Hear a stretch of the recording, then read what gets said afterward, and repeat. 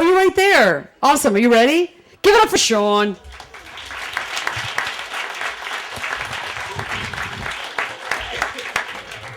What do you think, height-wise? Short. Short. Oh, boy. Don't say anything to him about it. He doesn't know. Hi, I'm Sean. This is nerve-wracking. So, my dad is a candy maker. Not by profession, he just loves to make candy. He was the cook in the family, and he was very good at it. He would make peanut brittle, he would make caramel corn, and he would make these caramels that people loved. Now, it was his tradition that he would only make it up to Christmas and would not make it after it, and people would request for them. In 2002, I started volunteering at the Sundance Film Festival, and I started my own tradition of taking little gifts to give away. It was usually Wisconsin shirts because I considered myself an emissary of Wisconsin, where I was from. And I had asked my... Dairy! Sorry. I'm going to throw up after, so...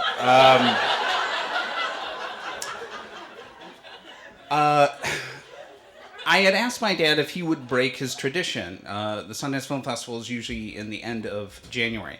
And I said, could you make some caramels for me to bring to give it away to friends that I meet or cool people, just so I can buy friends? When you look like me, the shirts and the candy help.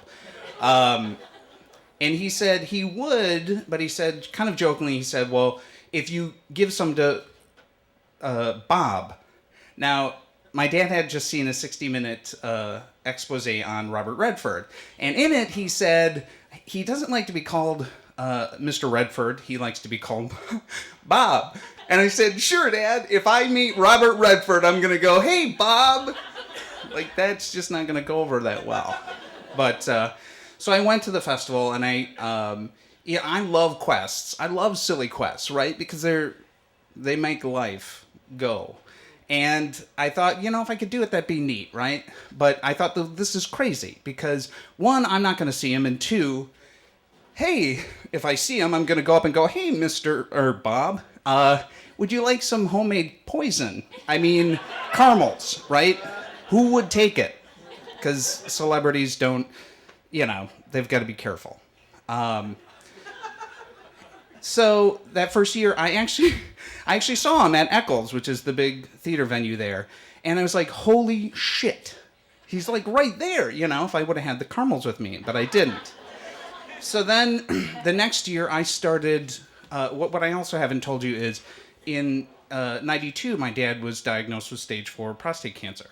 And he had been doing very well for about 9 years. He actually went into remission from the treatment, but that treatment only gets you about 9 to 10 years, so it was starting to become ineffective. So I started to feel the quest taking on more imminence. Again, knowing it was silly and that I wouldn't really probably be able to ever complete it.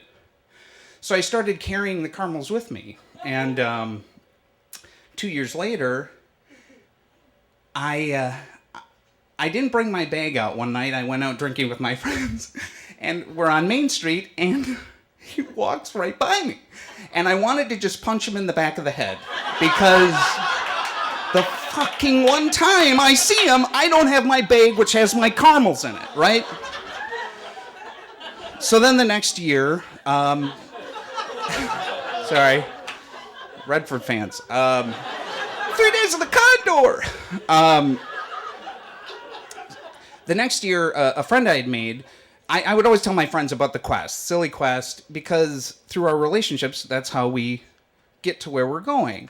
And you never know, right? So one of the friends I made said, I have a friend who's very high up in Sundance. And I said, could I just give you some of the caramels to give to her to see if she could give it to him?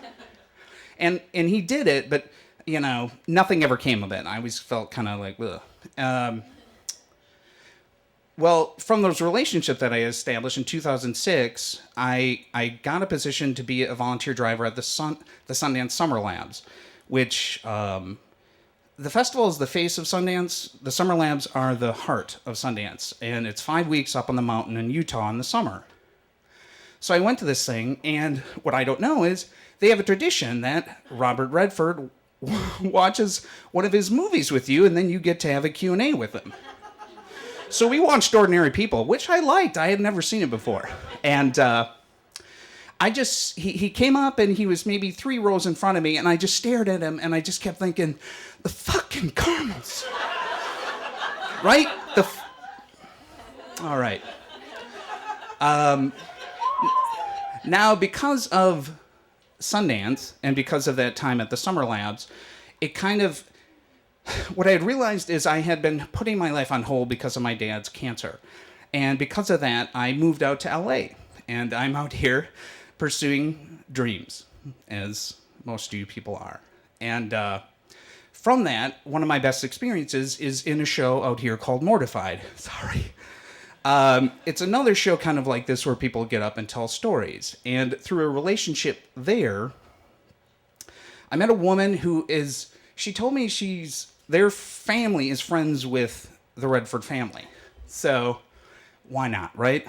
So the relationship I had with her was in 2008. I had emailed her and told her the silly quest and the story. And in early 2009... I had asked her, can I send you some caramels? And she said, yeah. So I sent them, mailed it to her. Dad was very weak at this point, so he actually didn't make the caramels. My sister made them under his watchful eye. Because what I also didn't tell you is that it is a secret recipe that they have.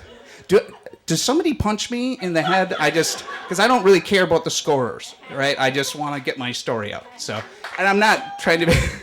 I just don't want to get cut off because I'm near the end.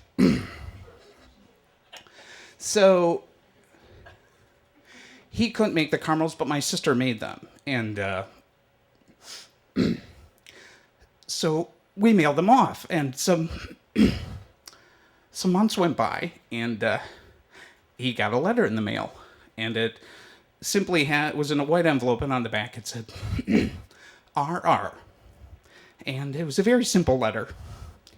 And